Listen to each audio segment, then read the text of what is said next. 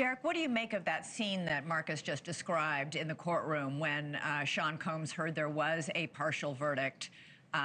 He is slumping down, pretty notably slumping down at the defense table, surrounded by his defense team. It sounds like he knows that what Claudia and Jesse are speculating is probably true, that there are at least some guilty verdicts already in.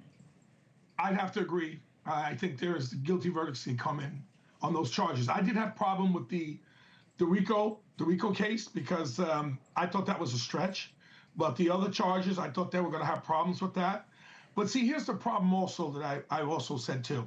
In this particular case, I think his attorney should have put someone like myself or someone on to explain more about the industry and the people in it.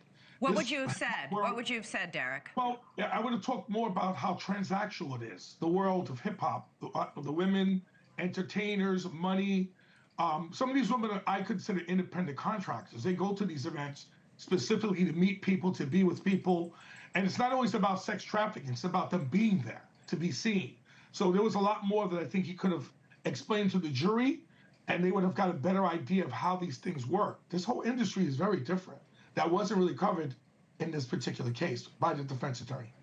So, but just out of curiosity, Derrick, how is that different from like the NBA, where there are women hanging on and lining up in hotel lobbies where these NBA teams stay? Well, let me give you a quick story. There was a case where I had an entertainer who was in a foreign country, and these women went to this event. And when they went to the event, they had to give up their cell phones because they didn't want to be any recordings or any phone calls being made. But the women didn't know that they were going there specifically for sex. They all got flown out. They all went there. And then what happened is that one of the women that went there realized what this was about, and she decided to leave. She had to trick herself out to get out from this event so that they wouldn't catch on to her. She had to sort of lie to get out so that she was able to move on from this. But things like this stuff goes on all the time in this industry. And I think what happens is that I think Ms. Nifilo should have just explained a little bit more to the jurors to get an idea of what happens. Like Cassie said something really important.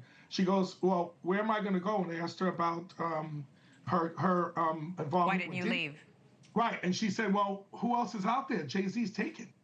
That was the key point, that she's not going to downgrade her lifestyle and deal with somebody of a less value than what Diddy is. Diddy is up there with Jay-Z as far as money, power, things like that. This whole industry has a lot more dynamics to it that I think he could have brought out just so the jury would get a better understanding of what's going on. Yeah, the whole industry, Derrick, as you describe it, sounds a little sordid. I'm not sure that's a great defense that everybody's doing it in this industry. Well, to comment on that, what separates it, and this is what was presented in the rebuttal closing argument by the prosecution, it's all about consent, right? No one's disagreeing that there were commercial sex acts, meaning that sex workers were being used.